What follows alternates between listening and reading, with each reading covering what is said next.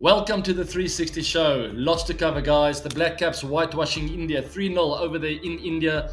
Big shock to the cricketing world. World Test Championship scenarios changed considerably in the last few weeks, and we'll be covering that too. India will be traveling to South Africa with a T20 international squad really soon over here in November. England and Windies 1-1 with a series decider just around the corner, all to play for there. Australia beating Pakistan in a nail-biter over there in Oz at the MCG. And we will also be talking IPL retentions, guys. A lot to cover this week. Let's go.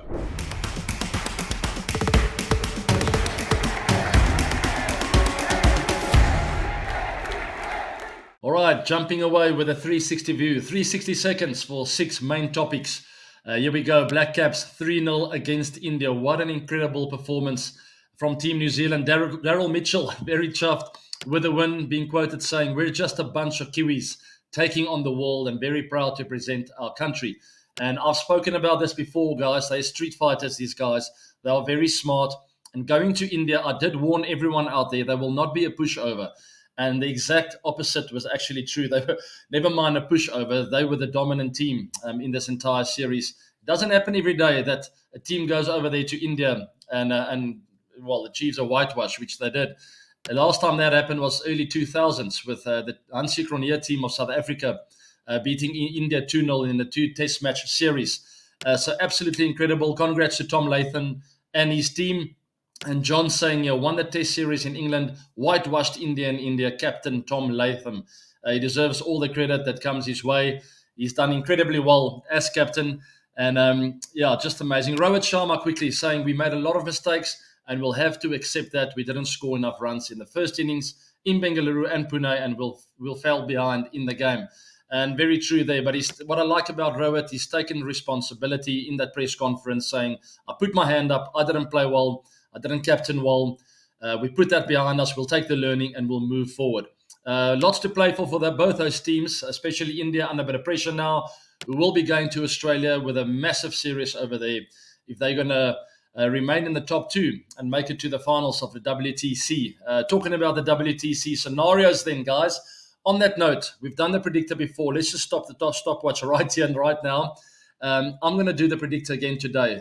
So we're stopping it there. I'll quickly go through the predictions and I will revert back as I'm done. Okay, let's go through the stuff here. Australia, India, 5-test match series. I honestly think Australia will win the series. I think they're going to start with a bang and win the first one. They'll go to Adelaide. That's India's best chance. So I'll go with India there. Brisbane, going with a draw on a very good wicket. I'll go Australia, MCG, draw the final one. West Indies, Bangladesh. Let's go Windies 2-0. New Zealand and England. Okay, draw. New Zealand to win in Wellington. Hamilton, England. All right, South Africa, Sri Lanka. South Africa, Durban, draw. I think with that second test match, South Africa will win. South Africa, Pakistan, Centurion Park. South Africa, Newland, South Africa. That puts South Africa at number 1. Wow. Pakistan, West Indies. Let's go with that. Karachi in Pakistan. I think Pakistan will dominate there. And then Multan is the flat wicket. Pakistan to win 2-0. Sri Lanka, Australia. Sri Lanka to win the first one. Australia the second one. All right, guys, I'm back. I'm about to hit the stopwatch again.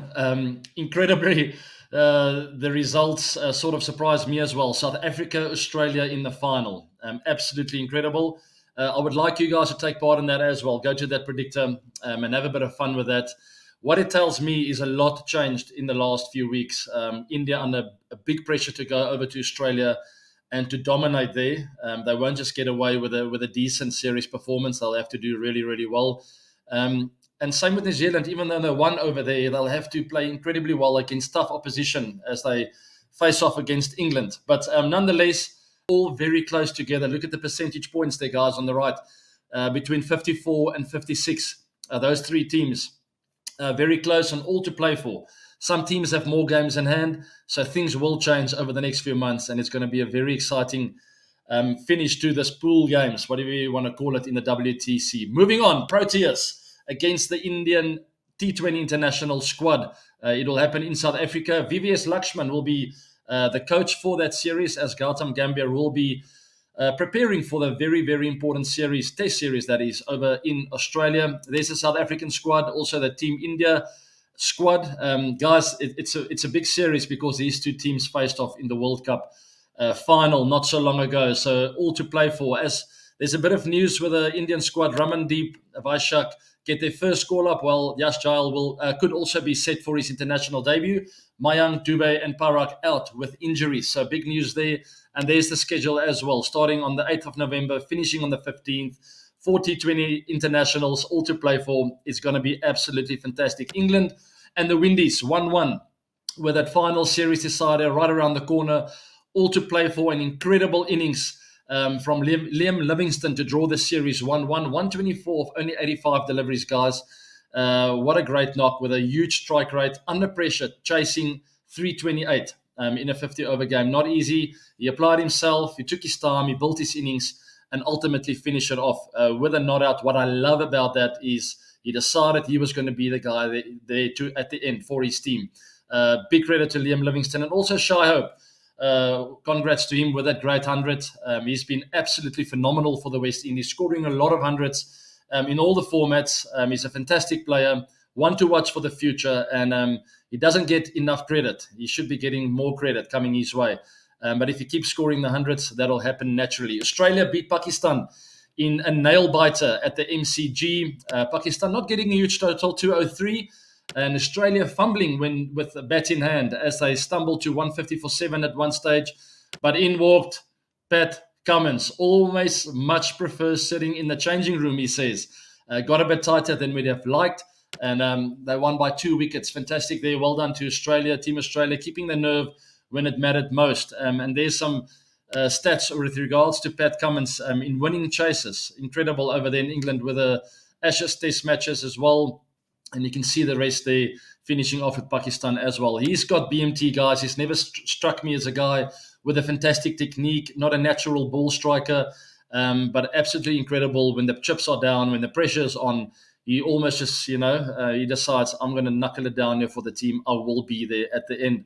So well done to Team Australia. Lots to play for still for Team Pakistan over there in Australia. It's never easy there, guys. And obviously a long way away from home. They haven't played ODIs recently. That's Pakistan. So hopefully for them, they'll find their feet. They actually needed to win this first ODI to get a bit of momentum. Unfortunately lost. And you can expect Australia just to start playing better and better and better at home. So big mountain to climb for Team Pakistan. We'll see how they fare. And yeah, last but not least, Gary Kirsten quits Pakistan as head coach. Gary Kirsten really wanted to be a part of everything with regard to the system, specifically the selection panel. He was told that was not going to be the case, and lots of unhappy former players and also current players, some of them tweeting. I'm not going to read all of that out. One guy that I can read out, that's Kevin Peterson. He won't mind me reading his tweet. How can Pakistan cricket lose Gary Kirsten with his resume in coaching? 1 step forward the last few weeks and 2 steps back today. Stop doing it to yourselves. KP showing a bit of frustration with Team Pakistan as they lose Gary Kirsten, who's decided to move on. Who knows where Pakistan cricket will go in the future? They are currently in Australia. Maybe they turn things around. As we saw in that test series not so long ago, they showed signs of recovering and becoming the Pakistan that we know. But losing Gary Kirsten shows you there are signs of turmoil in the system, if that's the right word. Guys, that concludes the 360 view. I went a little bit over, tried my best. I hope you enjoyed every bit of that. Let's move on then to the next topic, and that is the big IPL 2025 auction retentions. Here's the big topic, guys. IPL 2025 auction retentions. As we quickly go through the teams here, CSK, some great retentions there. 65 spent, 55 left in the bank. Nice balance. Don't really know what else to add. I'm just happy to see MS Dhoni, as I covered extensively in the 360 live show this last weekend. I'm very happy to see him there, taking a big pay cut, and just fantastic to have him there for another season. To all fans out there, I know you guys are happy too. I'm very happy. DC, some nice retentions there. Obviously, did go over a few big fishes and decided to let go of punt as well. Not really sure what happened behind closed doors. Maybe it was Rishabh's call. Who knows? We'll soon find out where he's headed. I think if he goes to Kings Punjab, we know there was maybe a whisper or two from Ricky Ponting to say, listen, let's go over there and start things over again and see if we can find a bit of success over there. Anyway, 47 spent, 73 in the bank. I like that. 4 really good retentions, but still 73 in the bank. Lots of money that, and really expecting DC to find a well-balanced squad. Gujarat Titans, great to see Rashid Khan there. He is absolutely fantastic. He needs to come to the party. Didn't have a great season last year, but I'm expecting fireworks from him. I love watching this guy play, and I'm a big fan of his. 51 spent, 69 in the bank. So also a nice balance, even though they retained 5 players. Still a lot of money in the bank to be spent there. KKR, as we have covered extensively as well with regards to those low numbers with some really big players. The championship team, almost all of them taking a pay cut, being prepared to play for the team, which is a great sign. But are they truly deeply happy when they see players go for 20 plus crores who haven't won a trophy before? There might be some whispers in the change room between players. Who knows? 69 spent, 51 in the bank. As we move to Lucknow, LSG, some nice retentions there as well. Nice to see Nicholas Puran. 51 spent, 69 in the bank. Not much else to say except for no KL Rahul there, which is quite disappointing. He's a fantastic player. He was part of the leadership group there for a number of years, and they've decided to move on. Let's see where he goes. Mumbai Indians, very nice squad. There's only 45 to spend left in the bank, 75 spent at the auction or at the retention table. Jasprit Bumrah, 18 crores, almost deserves more, I think. If you look at some other players, 20 plus, it's crazy to see Bumrah as, in my opinion, most possibly the most valuable player in the last 5 IPLs. Never mind this coming one. So, yeah, I mean, it's still a lot of money, but I mean, he's got to be right up there with the most paid player in the tournament, in my opinion. Let's see if Mumbai Indians can find a bit of momentum this year. I like the fact that they held on to some of the experienced players, because ultimately, if they're going to get momentum in this tournament, it's going to have to come from these guys, the experienced campaigners, and obviously Tilak Verma, who's almost become a senior player in a very short period of time, very talented left-hand player. Kings Punjab with Ricky Ponting spent 9.5. That's crazy. 110.5 in the bank. I wonder how much of that Rishabh Pant will take. It's a bit controversial, but I have a funny feeling Ponting and Pant are really close, and I have a funny feeling they're going to do whatever they can to get a hold of him. Then RR, moving on to Sanju Samson. Great to see him there. Thoroughly deserves his spot as the highest paid player in the team. 79 spent, 41 in the bank. Look, guys, they let go of a lot of experienced players, so I'm not expecting a very consistent season from them. They might surprise me. I'm a big fan of Sanju Samson, but letting go of experienced players like Chahal, Ashwin, Josh Butler, and the list goes on, it's a big, big blow, guys. It's not your... I mean, we've seen what Butler got up to in the last few seasons, winning games from nowhere. That's gone now. So we'll see how they regroup. Never say never. But maybe they needed some change for the pink team. I always love their kit. They stand out quite a bit, and we'll see how they fare in this coming auction. And then SRH, the Orange Army, before we cover RCB, because I'm going to go more in depth. I promised you guys we will talk about RCB more in this show. Heinrich Klaassen, 23 crores. Oh, my goodness. That's a lot of money. Pat Cummins taking a pay cut to accommodate him, I think. Nice to see Travis there as well. Also Abhishek Sharma, 75 spent, 45 in the bank. Nice grouping for a team that's done well in the last few seasons, made it to the finals. We'll see how they fare in the auction. They've got some work to do with not a lot of money to spend. So we'll see what they get up to. And then RCB, Team RCB, my dream team. Guys, the good news is we still have Virat, all right? And we didn't spend too much money with the retentions. A lot in the bank still, which I'm very happy about.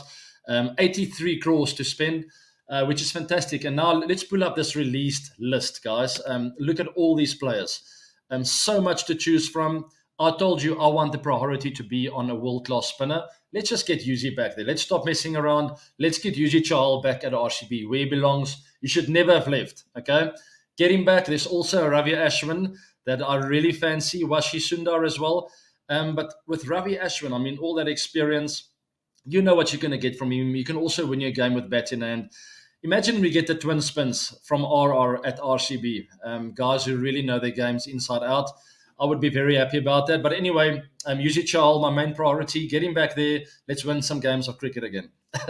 But the player list that's been released here, guys, so many incredibly talented players. You can look at experience, youth, talent, whatever you want to call it. Kagiso Rabada, let's get him at RCB. Please, Kagiso Rabada, Yuji Chal, then we can think about R.Ashwin. You get those three there. I mean, we're talking about tournament-winning bowling attack there, guys. It's as simple as that. The released 11 that's been picked by Sportskeeda. Interesting year. They've got Butler, KL Rahul, Rishabh Pant, Shreyas Iyer, Glenn Maxwell, David Miller, Washi Sundar, Bhuvi Kumar. Oh, Bhuvi Kumar, there's another one. Him with Rabada, Mitchell Stark, Arshdeep Singh, Mohammad Shami, Yuzi Chahal. Okay, so there's my 4 priority players, and I'll almost spend the entire purse on them.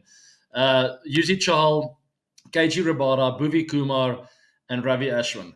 I mean, I don't have to say anything further. We can make a plan with the rest of the money we have left in the auction. Have a full go at that. If you can't get Rabada, get hold of Mohammad Shami. If you can't get him, get hold of Arshdeep Singh. So there's lots of options. There's lots of talent.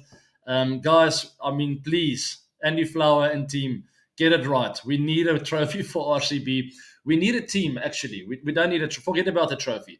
We need a team that understands the Chinnaswamy, who can play there, who are street smart, who can bowl to plans, who can play to plans, who's got a very good understanding about the game of cricket. And Yuzi Chahal, R.Ashwin, Bhuvi Kumar, Kagiso Rabada. It doesn't get better than that. Okay, they understand their games. They will find a way to make the Chinnaswamy work for RCB, those 4 players. And then obviously you have Virat there, you have Rajat Patidar, Yash Dal, very experienced, fantastic left-hand bowler. Great discount that. I only spent 5 crores to get him back. It's great to have him there. So let's really focus on the bowling team. Let's get a world-class spinner and let's win some games of cricket and make the Chinnaswamy a fortress, something that's crucial to win the IPL. You have to make your home ground a place that you want to play cricket and that no one wants to travel to. All right, that's enough for RCB and the retentions, guys. Let's go to AB Reacts.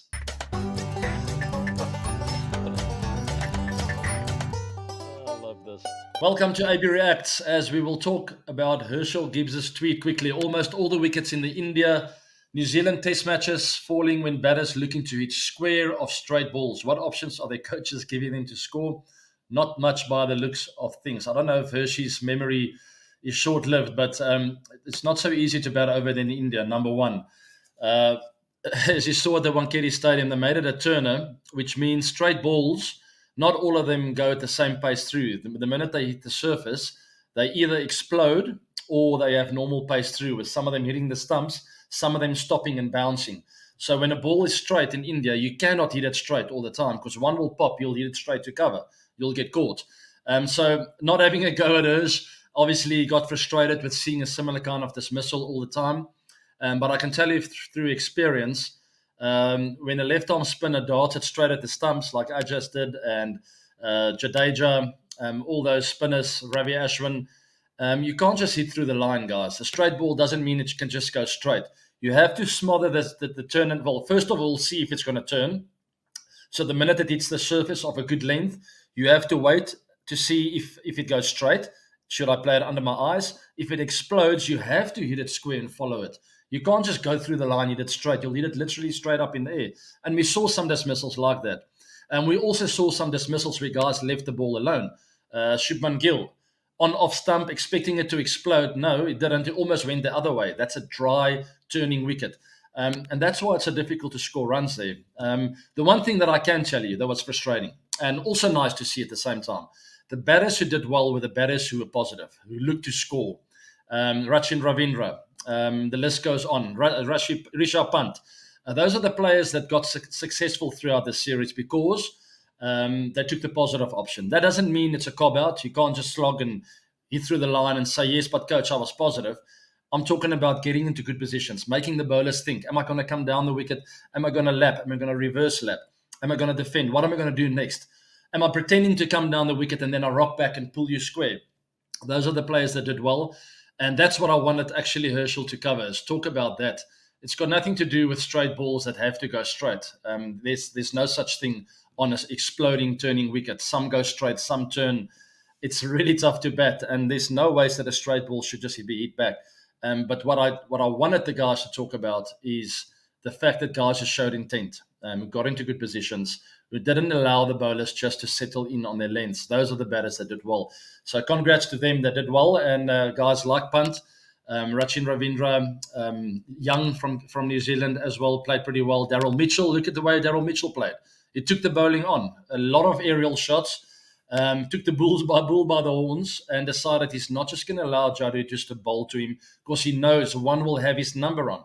Jadu fires it in straight at the stumps. He knows, he doesn't even know what's going to happen himself, but he knows if he keeps firing it at the stumps, one will explode, one will go straight. Very tough to nose a batter. But if you don't allow him to settle on the length, then he starts pulling back his length a touch, he starts missing full, and then he's in trouble and feeling the heat. So that's ultimately what you want. Let's cover a little bit about Rishabh Pant's dismissal then, as I tweeted. And it had nothing to do with the result, guys. I wanted to make this clear, which I probably didn't during this post. It's got nothing to do with being a fan of Rishabh, which I am. I just want consistency in the game. And I call this controversy because it was at a big moment of the game, a little grey area once again. Did Pant actually get bat on it or not? I don't even know if the umpires are sure because he hit his pad at exactly the same time. So the only thing that Sneeko does is he shows there was a noise. Okay, so that is confirmed. But was it his pad or his ball, the ball hitting the bat? We don't know. And in my opinion, I have a big screen here and I watched it closely. I rewind it. I watched it again in slow-mo.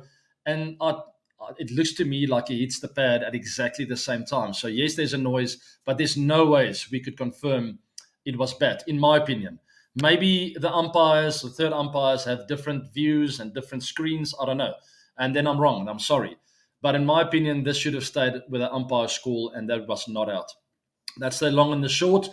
Where's Hotspot? Why don't we use more technology in a big series like that? Hotspot would have solved the problem immediately. You could clearly then see, okay, so yes, he hit his pad with his bat, but the ball also touched the bat. And unfortunately, that technology wasn't there. So I also tweeted, where's Hotspot? And I got confirmation that there's a bit of a technical issue there with regards to the military. And so, yes, cool, I understand. But then we need to find other technology. Or when there's doubt, then it needs to stay with the umpire school, which was not out. So that to me was a bit upsetting. Anyway, let's move on to Pushkar Singh's tweet, which I really enjoyed. Most cricket followers agree that batting has become easier in the current era. Good batsmen average 40 back in the days in the 80s and now 50 plus. And Sunil Gavaskar's fans say you would have average 60 today. We have seen an inflation in batting averages. Yeah, I mean, it's difficult to put numbers to it, but maybe the wickets are a bit easier, bats are a bit bigger, and fair enough, I agree with that. I don't know about an average of 60 plus. That's a big one, especially for a player that would have toured to South Africa, New Zealand, Australia, everywhere. If we extend the same logic, it means bowling has become more difficult. A bowling average of 25 today is the same as 20 or 21 from the 80s and the 90s. And this is going in one direction. We're talking about Kagiso Rabada, guys. Strike rate of 38.6, which is 8 points less than the great Malcolm Marshall and 13 less than Dennis Lilly. So, ladies and gentlemen, here is what greatness looks like. Kagiso Rabada shows you guys, absolutely incredible. Absolutely love KG Rabada. More records to break, Cage. Keep going, buddy. Football chat quickly. Ruben Amorim coming to Man United as coach. What I do like at the moment, Ruud van Nistelrooy there, and things already looking better. He's the interim coach, former player from Man United. When I was little, he was the guy scoring all the goals in the heydays for Man United. But this guy's quite a fantastic story, Ruben Amorim. Didn't really have the qualifications to be a coach when he was announced quite a few years back. Some people picked up on it. He got into trouble with regards to that. Then he was the assistant coach. We ended up winning a trophy. And onwards and upwards for this guy. So obviously he got qualifications in place, and here he is announced as the Man United coach. And he was quoted saying, "I chose Manchester United. It's my club." I love that. He comes in with a lot of confidence. He's had a lot of success of late, and hopefully he turns things around because it's been a very tough season. Bottom half of the log for Man United. 1-1 draw with Chelsea not long ago. It looked okay. There's signs of revival. Hopefully with the new coach and with Ruud van Nistelrooy still around there, Man United will find that spark to really get them in the top of the league and hopefully in the top four. You never know. It's never too late, right? Let's move on then, guys. Comm Box. Lots of tweets from you guys and comments in the descriptions box. Thank you very much. I pick up on as many as I can. And I want to thank all of you for taking part in this. Let's quickly go through here. Never expected that you would say to release Will Jacks. He's a beast. Chinnaswamy single-handedly smoked the GT bowlers. We're talking about one game, guys. He is a beast of a player. He scored that fantastic 100, and he is a wonderful player. I mean, we can always buy him back, right? I didn't say let's chase him away forever. I just wanted us to have a big purse for this auction because we haven't had the bowling team to win a trophy yet. So we need to get hold of some world-class spinners and world-class seamers. Then we can go and say, you know what, we have 20 or 30 crores left. Let's now focus on someone like a Will Jacks, some local Indian batters. Crucial, guys. I want to see some Bangalore and Bengaluru people come into the team, some locals, some true locals to come and become the rock of this unit, you know. May it be youngsters to learn from guys like Virat. That will be fantastic. So I want to see more of a local flavor, but get the bowling team ready first. And then we can talk about that with what we have left. Anyway, we want tips and mindset videos relating to batting. I'll work on that. Hopefully I do show from time to time what I think with regards to techniques and stuff, but I'll work on that. MRC cricket. Ek wonder hoe jy so 'n mooi aksent in Engels ontwikkel het, al is dit nie jou eerste taal nie. Thank you very much. He's complimenting me on my beautiful English accent. Even though my mother tongue is Afrikaans, guys. I only started speaking English when I was like 9 or 10. I remember when I was 9 years old, my brother beat me at tennis in the garage with a game. And he walked away and he said, piece of cake. And I ran to my mom and I said, my brother just swore at me. He said such horrible things. And she said, what did he say? And I said, piece of cake. Why? And she said, that's not, he didn't swear at you. It just means it was an easy win for him. Anyway, he was rude nonetheless. I beat him at paddle this morning, by the way. I played against my brother. So right back at you, brother. Awesome collaboration with Robin Utapa. Thank you very much. I also enjoyed that. Very insightful and enjoyed the chat. All points were spot on. Thanks, Flippery Shrey. And then Virat Kohli, guys, it's his birthday week. I know we a couple of days late now, so belated happy birthday. I did send him a message. So happy birthday, Biscotti. We all love you. Lots of love from the team RCB and RCB's fans as well. Great to see you back at the franchise. I know there's lots of runs coming for you and lots of love to you and your family. Happy birthday. And because it's you, you have the entire week for your birthday.